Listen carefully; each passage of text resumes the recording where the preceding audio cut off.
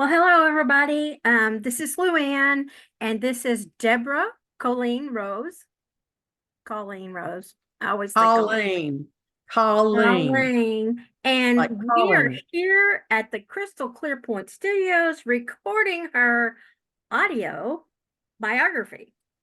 Yes. Last time we talked about husband number 3. We skipped number 2 because it's just not time to talk about it yet. And so we're going to go on to number 4. Yes. Number 4. I think, you know what? If you have a situation where you're like ashamed or embarrassed, this is the one that brings me the closest to those feelings. I don't get ashamed or embarrassed much, but I'm like, oh man, I was really off my game with this one. So, how long was it between the ending of number 3 and the beginning of number 4? Or when you I think started dating I, or oh, well, I date immediately once I'm single. Dating's never been an issue for me. It's what you do with those dates later. That's the hard part for me, how to get rid of them. I think sometimes I just marry them because it's just easier to marry them than get rid of them. I don't know. But I was dating several people, and but I guess it was like between about 18 months between the end of the previous marriage and moving into the next marriage. 18 months is kind of like a milestone time frame for me, it seems like. Now that's to the best of my recollection. My yes. recollection. Okay. And he is probably the least attractive man I've ever dated. Okay. um, but the thing about it was is that I think if a person is actually broken, I don't really adhere to that, oh, they're broken. I don't think we're broken. I just think that we lack encouragement and But nourishment and nurturing in our lives. I don't think that makes us broken. I just think that, we're I'm depleted, feeling pretty broken, so so I just don't like that term. I don't like it. But I was real depleted by that point because, by that point I had been widowed. I had been married to a gay man. I had went through hell with my bail bond business.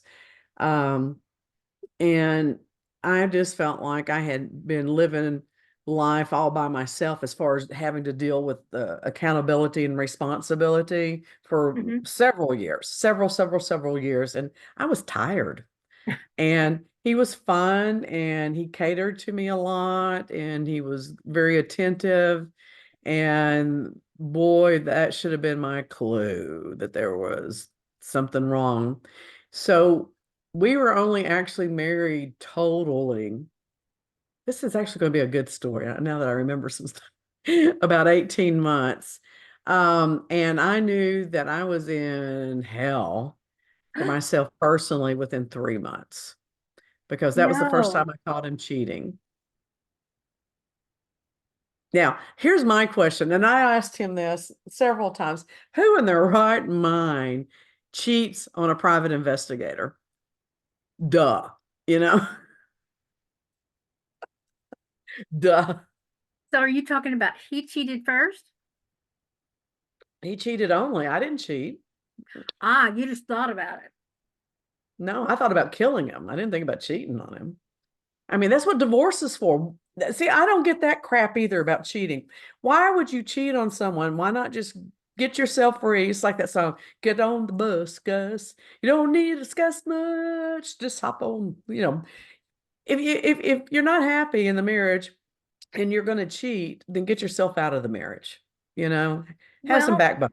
I have to say that I have met several men over the past 3 years But that um that want to stay married. They love their wife. They just want something different on the side. That's that's the explanation I got. that's a fucking lie. Yeah, Okay. but here's what's sad. I think they're lying to themselves more than they are to the other woman. Yeah, okay, so I'm not pure in spirit. entirely. I have not ever cheated on a husband, but I have dated married men when I was younger. And what was always amazing was they would want to come and make promises to you. I'm like, why would I believe anything you say to me when I know you lie to your wife? Correct. I'm really going to believe that you like me more and respect me more and want to do more for me than you do for your wife, who's the mother of a child or whatever's going on in their Hmm. situation. I don't think so. You want a good time? I want a good time. This is what dating's about. Now, I wish that I had a deeper spiritual understanding at that stage of my life because I would not have done that. Or I would not do that now if I were single. You know, I would not do that now. But in your 20s, you're stupid sometimes about things, and I was very pleasure driven and Hmm. you know, hedonistic, you know. Hedonistic. I love that word. I guess so. Horny hedonist. The double H, the double H brand. So, but anyway, so Mark, I've caught him cheating on me, and it was easy for him to do being he was a truck driver. So, there's all kinds of things going on at truck stops and, rest areas and all kinds of crap. And so, and I'm like, okay, we're 3 months into this. I'm just going to get an annulment. No, no, no. Well, what is it about men that beg? So I'm like, okay, well, let's get our fannies to some counseling. I know a really good counselor. She's already counseled me through two other marriages. So let's take the third one in for a checkup. Dr. Laura Lee Van Zant. I love that woman. And so we go in, and for whatever reason, she wanted to do some mental testing, some on not him, I mean, not me, but on him. She Hmm. knew me really well. She knew me like a book, you know. And I didn't understand what it meant at the time, but it was some deep foreshadowing on what direction my life was going to go in because his diagnosis came back with schizoaffective disorder. Oh So all dear. I saw was the schizo, and I went schizo. I was freaking out, going, because I was thinking schizophrenia, but schizoaffective is different than schizophrenia, and Hmm. it goes undiagnosed a lot because basically these people live in and out of reality. Levity. Yeah, whereas schizophrenia, their symptoms are more consistent and constant. Okay. And what? Well, depending on your point of view, I've met some people with schizophrenia in the course of doing my mental health work that I thought they were pretty in tune with what was real, Mm. much more so than the average, Joe out there. And of course, I have a theory that people with spiritual awareness sometimes seem mentally ill, and sometimes the people that seem mentally ill are just very spiritually aware, and it's really hard to kind of decipher and draw the line on that one. So we went to counseling and stuff, and in the course of all this, in less than a year, I caught him cheating 3 times. And I am just, humiliated doesn't really cover what I felt. I was embarrassed that I had shown such poor judgment in assessing this person. Everything he had told me when we were dating was a lie, an absolute lie. And I did not do my due diligence, which I preach like, like Joel Osteen does right now. Get that due diligence before you do anything. God wants you to be happy, but you got to do your due diligence. I didn't do any of that. Um, so, he told me he owned a horse ranch. He didn't own a horse ranch. He told me all kinds of things, and none of that was true. And that was the foreshadowing of what he was doing. And this is what really made me mad more than anything. Of course, our personal, intimate life was over within 3 months. I'm not having sex with someone who's out there spreading their seed everywhere because who knows what's happening And to that picking up seed. seeds from other people. Oh, absolutely. And that was the smartest thing I did in that relationship because he wound up getting gonorrhea. And he's like, I didn't know you could get gonorrhea just from getting head because I just get a blowjob. Another lie? No, that's true. You can get gonorrhea from head. It lives like thrush in the back of the throat and the mouth. So a lot of times, men have gonorrhea and things like that, and they don't think that they've gotten an STD because they are just getting blowjobs from, prostitutes or whatever. The mouth is nasty. It's just a nasty place. Actually, the vagina is much cleaner than the mouth because it self cleans. Hello, we're going to have a health lesson all of a sudden. Wait, what does it have to do with marriage? No, okay. Well, it Yeah. has a lot to do with it. So anyway, he had to go and get that treated and everything. And when that happened, I had previously told myself, I'm not going to get a divorce because my kids are young and they have been through the ringer. Joshua was with me when Marvin died. And then of course Caitlin and Josh both went through the debacle of Richard and him being gay and the gaydom that we had to deal with and the messy divorce and the messy business split and all that stuff. So I was trying to keep things as calm, cool, and collected for them as possible. But after finding out, hey, that necklace looks good on you. After It does. finding out, it does. Excellent taste. The third time that he cheated on me, I'm like, no, I just can't do this. I'm done. I can't even stay in the same house with him. So, this is where it gets fun for me. And I just laugh. This is a terrible story, but when I tell it, I can't help but laugh. And so, 30 some years later, I have no remorse about what I did. So again, here's a man begging me, please don't get a divorce, blah, blah, blah, blah, blah. Well, hell no, he didn't get a divorce because I made more money than he did.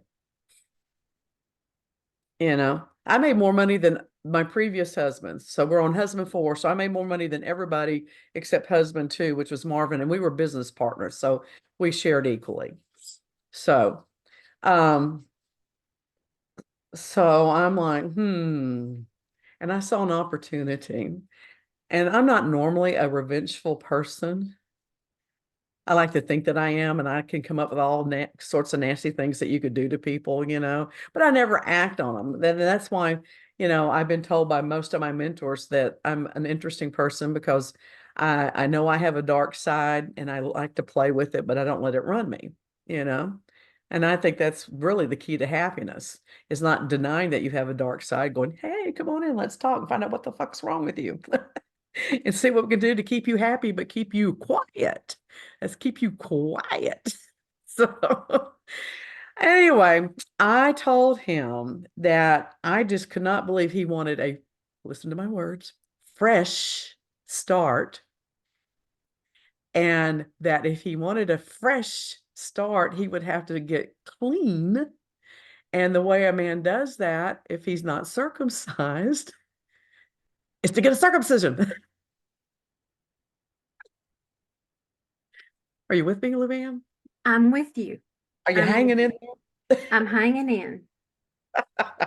I see where this is going. You do? Oh, okay, well, I we'll see do. you later. Bye. No. Not everybody may see it. Well, here's the deal. Okay, so let me back up just a minute. The last time I found him cheating, he was cheating with a waitress that worked at a little cafe over in Mesquite. So I call her husband up. She was married too, of all things. And here's what gets me. I don't know why I mean, he had women that were in love with him. I had women calling me. Back then we had what we called the BBSs. They were the chat boards before there was actual internet. Okay. Mhm. And in fact, our dear friend Chuck Murphy ran two of them. And my dear husband and all these women that were following him around, many of them were on those chat boards, and that's where he was meeting them. Thanks a lot, Chuck. Now you can't blame Chuck for that. Oh, Chuck's a hoot. I love Chuck. So, but that's how I met Chuck years and years ago before he became out as a spiritual guru and all that stuff. And so Anyway, so I mean, I cannot tell you how many women he was screwing around with. It was just, and More than you knew about? oh yeah, and they all thought he was great in bed. He was pretty good in bed. I'll give him credit for that. But he had to make up for that ugly face. So he was not an attractive man. He wasn't ugly. He was just not a gorgeous man. And I dated a lot of gorgeous men. I dated most of the men I dated were prettier than me. Oh, okay. What does that mean? Oh, okay. Oh, wow. I mean, I very rarely in relationships with men who are prettier than me, except the one I had last year. Hey, I like my men being pretty. I He's mean, definitely pretty, yeah, I like it. I like trophy very men. handsome. So, anyway, I called this woman's husband up and I said, look, your wife is fucking my husband. We ought to get together and have a discussion about this. And so we met over at the Circle Grill over there off Buckner in the parking lot, and they were already out standing by their car when we got there. And I slapped Mark upside the head real hard. And I said, go over there and tell him that you've been fucking his wife and see what he has to say about it. That's what I did. So he gets out and he says, yeah, your wife and I've been having an affair. And that guy turned around and knocked that woman in the head with his fist. I'm like, dude, y'all take it home. Y'all handle your business. You do whatever you're going to do. But no, you're not going to do that in front of me. I mean, I'm not real fond of your wife, but we're not going to be beating up on people like that. But I did turn to Mark and I did punch him in the face after giving that nice little speech. Said, now apologize to this man. You at least owe him an apology, don't you think? And he mumbled something, and we went in the car and we went home, and that's when I told him, I said, we're getting a divorce. And that's when he said he didn't want one. And I said, well, the only way I'm going to consider staying with you is if you get a circumcision, because I have to know that you've got something invested in this and that you're losing something. I've lost something. I've lost my dignity here. You have made a laughing stock out of me because everybody on those BBS things knew he was fucking around. And, the women were being catty to me and I didn't know what they were talking about. I mean, and so there you have it. So anyway, I went out and I rented an apartment close to his job in his name and got him a 6-month lease. He went and scheduled, he didn't know that. And he went and got the surgery scheduled. And then I had him served with divorce papers in the recovery room. Oh, oh, I told you I can't say it without laughing. I've never felt that's so in my life. cruel and unusual punishment. Well, I went to Doc. Doc is my father superior, my Bible mentor, my spiritual consultant, and I said, I said I feel terrible because I don't feel terrible, and I feel like that I should confess, make amends, do something, show her some remorse. And he looked me straight in the eye. He goes, did it ever occur to you that you were a tool of God and you were doting out justice? And I said, you know what? I don't know if that's true or not, but I like the way that sounds, and I'm going to accept that and embrace it. Well,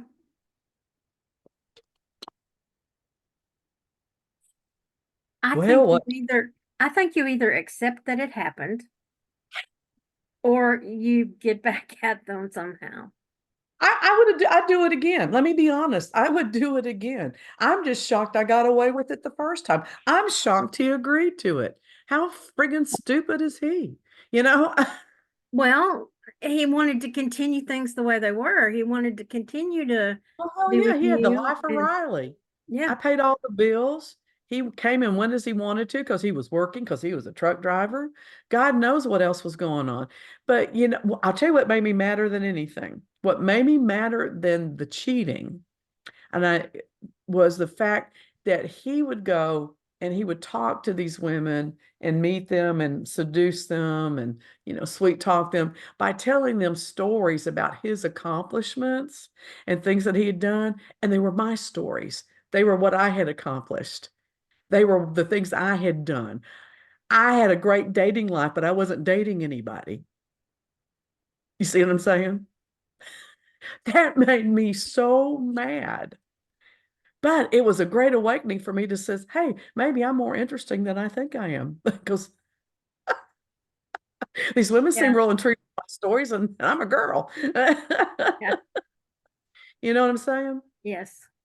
So, but it was really interesting because I met Scott, my husband now, during this marriage. We became good friends. He had a girlfriend, and the four of us used to double date. And he and Vicky, his girlfriend, used to come and babysit the kids when Mark and I would go out and stuff. And he and I had a great friendship. And then he and Vicky got cattywampus at about the same time I was going through my crap with Mark.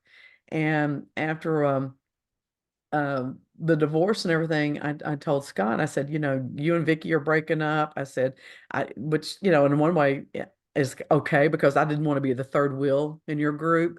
But I said, I want to get back out there and date, and I want to spend time, looking at other options because I'm just stupid enough to get married again. So, and he looked at me, he goes, well, what about me? And I thought he was saying, well, what about me? Like I was leaving him in the lurch. And I'm like, what do you mean, what about you? You're a grown ass man. He goes, no, he goes, why don't you date me? Oh, And I said, because you haven't asked. He goes, well, I'm asking now.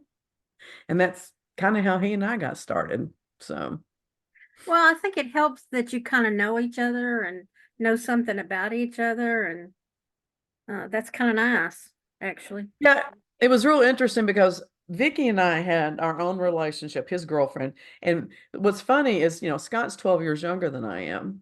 And Vicky was 20 years older than Scott, so he's always had a thing for older women. But it makes sense to me because Scott is so smart and so intellectual and so spiritually developed. I would think that at that age it would be hard for him to find someone that he would relate to other than sexually. And he was already so developed, life was more than just sex, even though he was a young stud. Um, so I'm getting a divorce and he and Vicky are breaking up, and I'm thinking Vicky and I will stay friends, and then Scott and I will work into a relationship of dating at least to see where it goes. But because of the timing of everything, Vicky thought that I was the reason Scott was breaking up with her. Oh, So that hurt the friendship for several years. And then we wound up getting back together and being friends again. I guess it was like 5 or 6 years later, maybe a little bit longer. And she was a very, very dear friend of mine, though, until the day she died. But she was an interesting person in herself. And she always said, she goes, I wish I hadn't wasted so much time being mad at you because you and Scott are just perfect for each other. And y'all had something that he and I never had. But, it took a while. So there you have it. Short and sweet, or short short marriage. marriage, not so sweet. No, not so sweet. Not so sweet. Oh So my gosh. 18 months to find the third guy, 18 months staying married to him. No, no, no, no. This is the fourth. Mark's the fourth. Right. Richard was the third. Okay. Oh, you were 18 months with Richard. So how No, I was long? with Richard 5 years, almost 5 years, Okay. because it took a while for the divorce to be final and stuff. And then there was like an 12 month to 18-month break. And then I married Mark, and then it took us about 18 months to get through the marriage and get divorced because that motherfucker, he wanted to contest the divorce and drag it out, and actually thought he was going to get me to pay him off to get a divorce. Can you believe that? I finally said, listen, you already lost this much off your penis. Do you want to lose the rest of it? Sign these damn papers.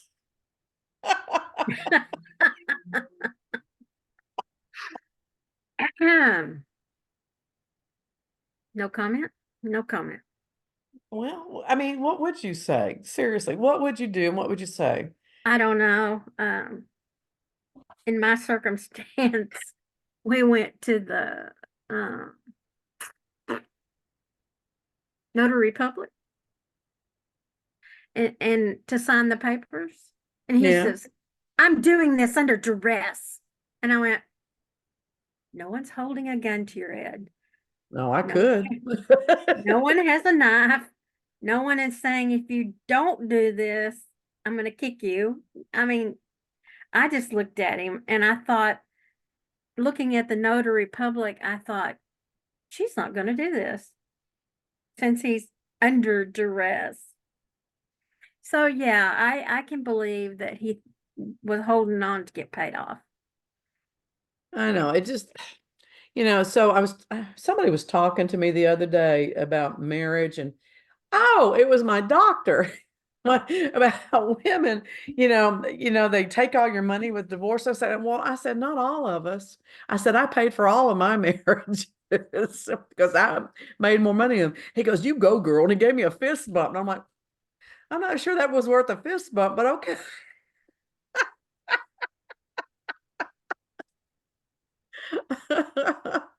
Unbelievable. I don't, I don't, what is that book? Men are from Mars, women are from Venus. Yep. And it's just so true. We don't have the same language. Well, we could. We Well, yeah, could. because you have to say, uh, okay, here's what I think that means, but what do you mean? Well, if men would be okay with admitting that they don't know anything when it comes to women, They're not. okay, when it comes to women, and if women would quit being so Cinderella princess minded, I mean, it's amazing to me, and I know you see this too when we're working parties and stuff. These hardcore professional women will come and sit at the table, and the minute you start talking about their personal lives, you can tell they're a totally different personality most of the time. And they're still expecting romance, and and this is what romance looks like. And and yet they won't ask for it. And I was talking to a woman the other day, and she was complaining about her husband never gets her the gift she wants. I said, do you tell him what you want? And she says, no. I said, when did you expect him to be a fucking mind reader? Yeah, I they're said, not. Scott used to buy me some really butt ugly jewelry when we first got together. And I love the effort. I love the thought, but it was not what I wanted. So, you know how I solved the problem? I pick out three things. I go, pick one of these and go buy it. So I'd at least be a little surprised, Well, but that way I um, got what I wanted. I always got all these huge flowers, and I said, I appreciate these flowers, but let me tell you what's better for me. Just pick something up at the grocery store. I enjoy them just as much, and they don't cost three times as much. And they mean that you went to the trouble to get them. And so I went through this whole long spiel about, yes, I enjoy a Valentine's. Yes, I enjoy being treated well. But you don't have to get the $100 bouquet of roses. That's a Just waste of money. I'm sorry. That the way that just irks me. It does. Were you in the car when Scott and I were talking about that today? He's like, I was like, what are we doing for Valentine's? He goes, you hate Valentine's. I'm like, I know. I said, but I want you to do something if you want to, but I really do hate these holidays where people feel pressured to Mhm. declare this or do this.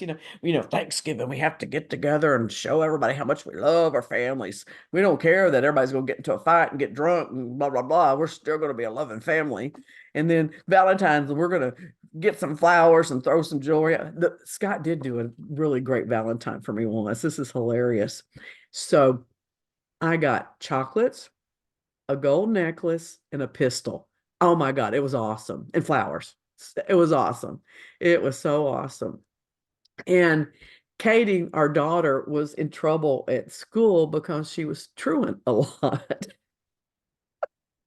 And so we had solicited, they had some kind of program where they would have like a caseworker come and check on her every once in a while. And I'm sitting in my recliner going, look, this is a great gift. And I'm waving my pistol around. And about that time, the caseworker walked in the door. She's got, she goes, Well, this says a lot about this family. oh no, it was just a gift I got. It's okay. I'm a PI. It's okay. That's what I told him. So, Well, but I just, I find it interesting how people harbor not just ill will and bad feelings, but they harbor these dreams and fantasies that they don't speak out loud. First of all, if they would speak them out loud, they might sound a little ridiculous to themselves. well, the unfortunate part about saying don't spend $100 on flowers, get me something at the grocery store, I ended up getting nothing. Well, you have to give them, say, I want this instead. Men have to have a solution. You didn't give That's them a why I solution. said just pick something out that's a store and bring it home. And I've got That plenty. I would look at you and go, that means nothing to me. You're gonna have to be more specific. Because see, I think a lot like men do. So I would say that's not specific enough. Tell me, give me two or three things to pick from. Otherwise, I don't know what I'm gonna do. You've already told me not to waste money. So it's an either or situation. So you dug that on hole on you. That's on you. You dug that Well, hole. what I meant was to pick up flowers at the store. At Well, the but you didn't specify that. Well, yeah, I did. Oh, well, then he's just an Me asshole. don't give me $100 flowers. Just pick flowers from the store Oh, then he's and just an asshole. bring them home. Yeah. So that happened a couple of times, and then it just stopped. Well, I was trying to be generic in my conversation here, but since I know who you're talking about, he's just an asshole. He's just Well, and an asshole. how is it that your husband um doesn't know enough about you to think to date you? Well, I there's a mean, lot of levels to that answer. First of all, obviously, you would assume that he knows how to date you because you dated probably before you got married. mhm. But there again, what I have found through coaching and working with people is they think that there are stages in relationships. A lot of people do. And you've already dated, so why do you continue dating once you're married? They To don't keep think things going. they don't think that way. They don't think that way. And that's really where I see the problem in most marriages is that the other spouse, the two people don't know how the other person is actually thinking. And they get butt hurt over an issue and they dig in their heels. And then that breaks down the communication even more. And everybody's sitting over there having a conversation in their head, but it doesn't match the conversation in their head, and you just keep digging that hole deeper and deeper and deeper and deeper and deeper, so like a lot of the couples that I have coached in the past actually went to Christian counseling before they came to me. I did a lot of repair work from that was done by Christian counseling. I'll just say that, because what they would come to me and say is that they felt like one of them was being judged for being wrong in the relationship, because usually there was adultery, cheating, something like that going on. And so my whole thing is that we're going to start this out and you're going to answer this question. And depending on how you answer this question, depends on whether or not I'm even going to take you as a client. I interview people before I take them as clients. I don't waste my time. I like having a success rate that looks good. So And what was your question when you interviewed people? do you want to be right or do you want to be happy? Real simple. Real simple. And if they said they want to be right, I'm like, then I'm not the person for you because you've already made up your mind you're right. So what's there to talk about? Now, if you want to be happy, we're going to talk about what that's going to take for you to reach that because you're not happy right now. And Right. we're going to have to talk about what you're going to be willing to do. And you're going to have to decide if you're capable of doing that, which, usually entails some kind of forgiveness. And then also, are you capable of acknowledging the part that you played in what went wrong? Because someone doesn't cheat as a rule unless there's a break in the communication and then the relationship begin with. Now, in my situation with my fourth husband, I mean, as far as I know, he was cheating from day one. But again, he had a mental illness, schizoaffective disorder, and that is such a complicated disorder and you don't even really know what they know is real and what's not real. Yeah, absolutely, and but as a rule, you played a part in that. So, you know, that's the question. Oh Do you want to yeah, be? I know I was guilty of not staying home at all because You were uh, guilty of pouting. I'll tell you what you did in that relationship. I did pout. This is where you can say, "Fuck you, Deborah." So we have a little thing going on with our group, is that I always ask the hard questions, and I'm very blunt and direct. And they always have like an aha moment, but they don't like that aha moment. So it's when they have that aha moment, they go, "Fuck you, Deborah." We're gonna get shirts made to say that. Because we know what she has brought up is correct. That this Well, is where it may not be correct, but it's definitely food for thought. yes. So, I mean, I'm allowed to be wrong. I am human, regardless of what people say about me. So, I'm in a mood today. Can you tell? Yeah. Well, you know what? The last one that we did was just so god awful and depressing. And I'm just like, you know what? I, I guess I'm allowed to be sad. I'm allowed to tell my story, even if it's tragic. But having a tragic story does not make you a victim, and it does not mean that you are sad. It just means, I mean, like, if you're cold because it snowed and the heat's gone out, that's sad. But it doesn't mean you're a sad person. You're just having to deal with being cold. That I just had moment to, in time. yeah, I Yeah. just had to deal with some assholes. Not my, you know. Well, and I know people have their own opinions, but it's a learning process. It's a learning moment, and you're like, well, I didn't think that through very well. It's Well, just like you said, I should have known this was taking place. Well, I was so gullible. no, it wasn't.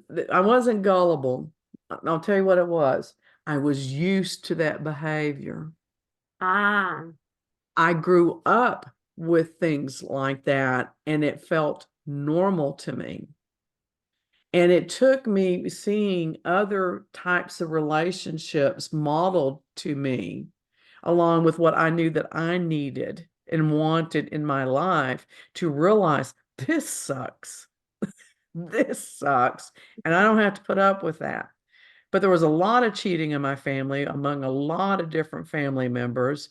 I mean, I've got an aunt who had a son that was fathered by somebody else, but was raised by her husband, and nobody knew it until he had a DNA test years later when he was like in his 50s, those kind of things. And everybody has stories like that somewhere in their family. hmm We have them just all over. It's like those stories are like the fringe around the family blanket. We have fringe around our entire blanket of things like that. And of course, then, not knowing it back then, but now I do, there was question about my own paternity.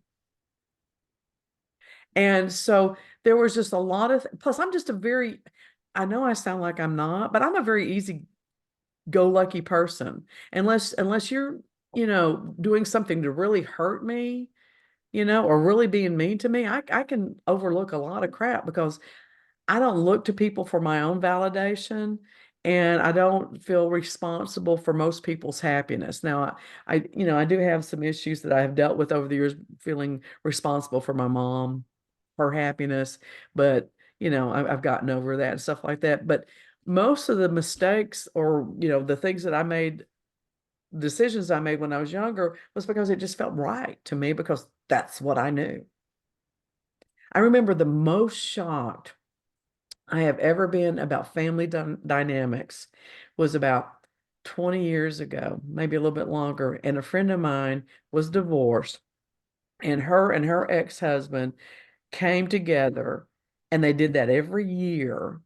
And they would have family Christmas dinner with him and his wife. And if she had a boyfriend, she'd bring her boyfriend and the children and the grandchildren and all the extended family, like they were still married, but they weren't.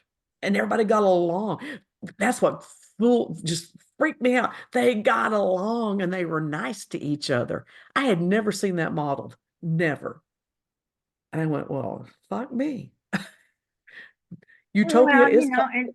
and I had never seen parents get along once they divorce.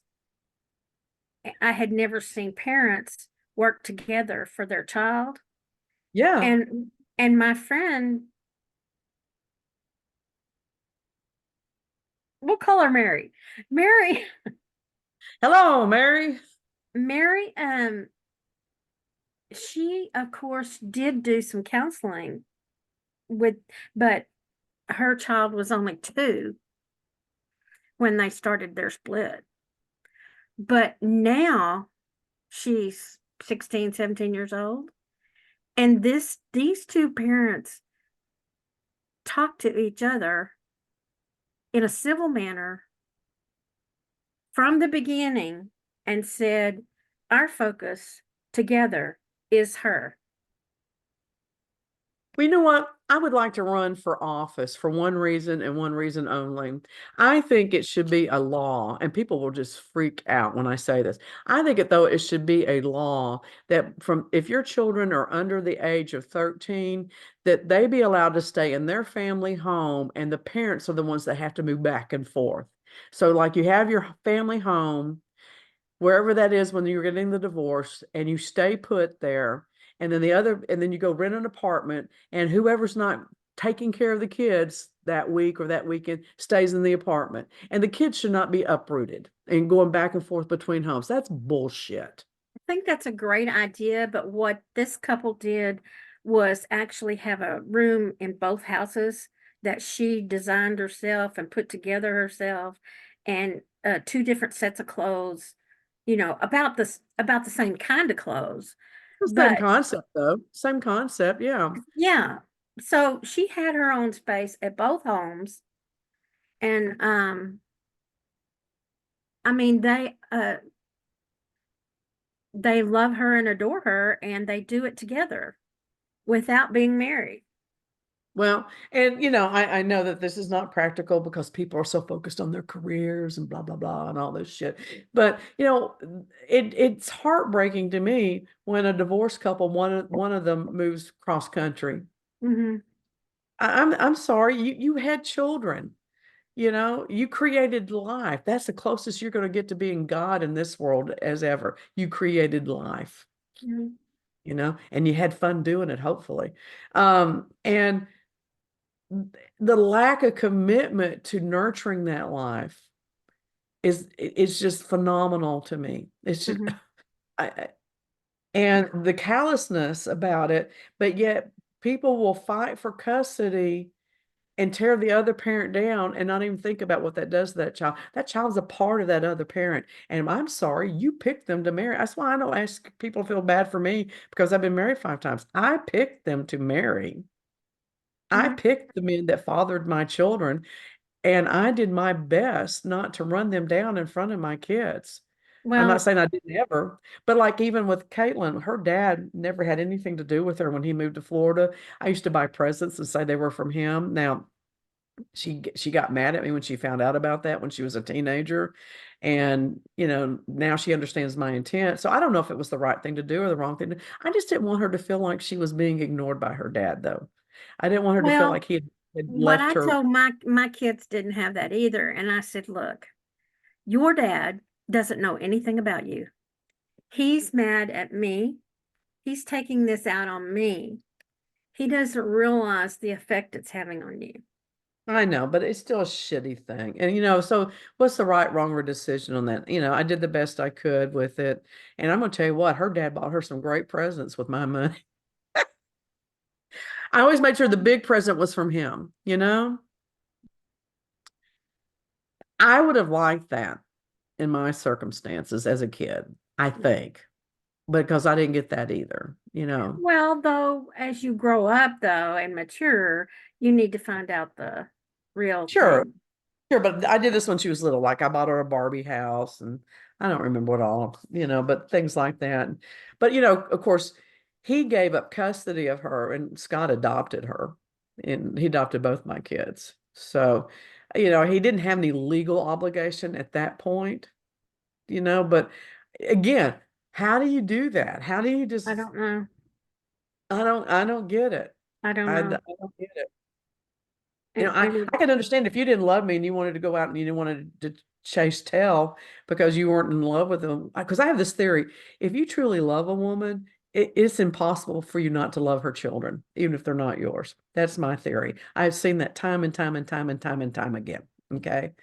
So, you know, anyway, I ran out of steam. I forgot where I was going. Damn it. I hate that when that happens. I-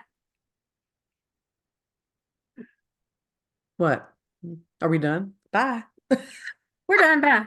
Uh, no, we just, we digress from your marriage because it was a short marriage. So now we are Well, filling it's up the time. hard to focus on an aspect of a life and put just one category of your because there's because I'm sorry, I was more than just a wife during that period of time. I was a mother, I was running a business, I had friends.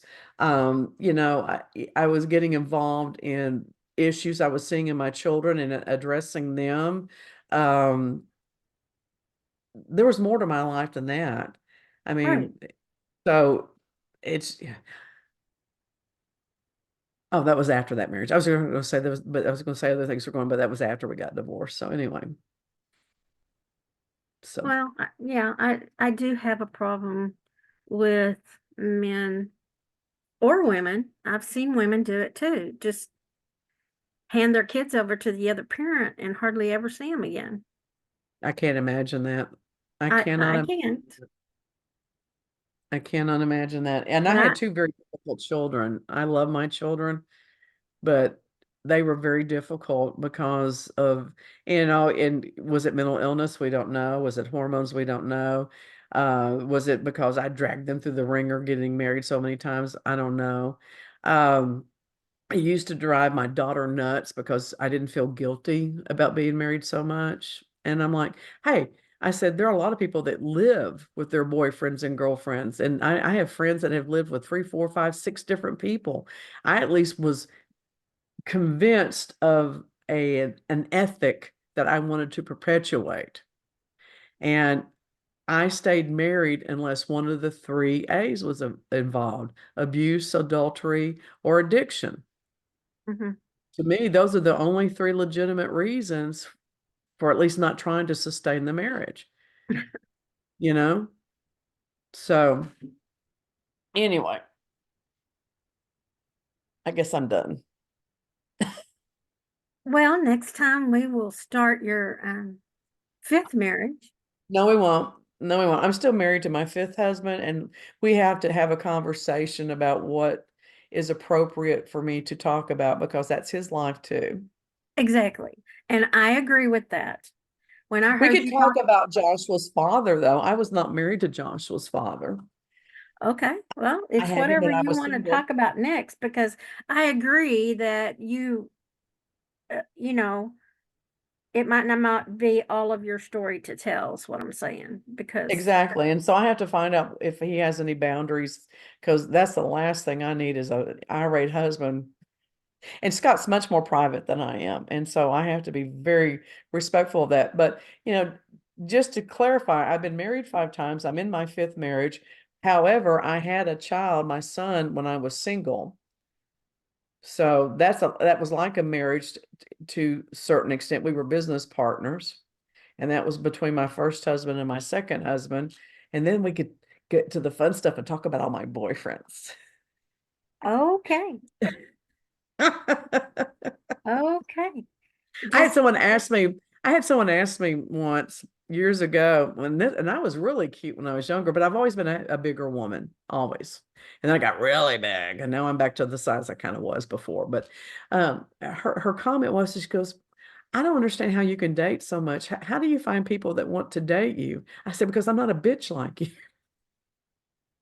okay. I'm fun. Yeah, I had a guy tell me, "Oh, I forgot how much fun it was to see a big girl." What the hell does Oh, that yeah. mean? I thi- To see, like, To to go places with, to have conversations, to date. I forgot how much fun it was to date a big girl. Okay, okay, wait a minute. Is he saying that you're nice and jolly because you're chunky? What was that? No, he does not. I don't think he cares for women who have extra. What is that? Oh, I Fluffy, had a guy tell me that once. who are He told me I fluffy. was too fat. I met him on a Dallas Observer ad. You remember the Dallas Observer used to have Yeah, that was before we had apps and shit. And I told him, I said, think of Marilyn Monroe with about 15 more pounds. That's what I look like, you know? And he that's showed up a, at the house to pick me up and he goes, you're too big for me. And I said, well, you're too small-minded for me, you know? So, you know, fuck that and shit. why didn't somebody say that to me when I was younger? Because when I was in high school and the boys were all, "You're fat." I was 135 pounds, but I was only 5 foot tall. So yeah, I was a little overweight, but I wasn't fat. Well, there's a ton of chubby chasers out in this world. But here's what gets me is that none of the people that I dated looked similar. I mean, I, I understand physical attraction and I understand that men are visual, so physical attraction is the first place they go. But how do you base a relationship based on just looks? Like, I've got a friend that if their partner gained more than 5 pounds, they would just lose their shit. They would just lose their shit. Yeah, And what this one guy that I have met recently, well, I say recently, it was actually 2 years ago. Um, he met someone after his last divorce. And I said, that was kind of fast. He goes, she's gorgeous and she's got money. I'm sticking with her. wow, Wow. Okay. wow, wow. Well, you know what? I wasn't gorgeous, but I was cute. I was a lot of fun. I was a daredevil. I'd do anything once. I'd do it twice if I liked it. Always had a mouth on me that was talking, not doing anything else. I do like to have intelligent conversations. I don't want to go off on a limb talking about something and the guy's eyes glaze over like, where the hell is she going and what is she talking about? Yeah.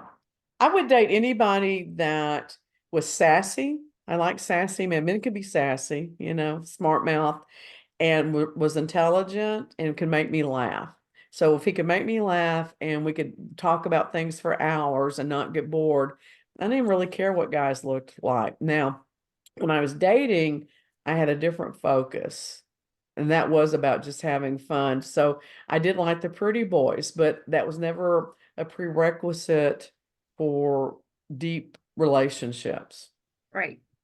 So, Yeah. and anyway, all right, close this out, I guess. Well, Deborah, this has been enlightening and always informative when you and I talk. So, thank you for sharing your audio biography with us. And next time, I guess we'll talk about Josh. Well, we'll talk about his dad. Yeah, We'll talk about his dad. That was probably one of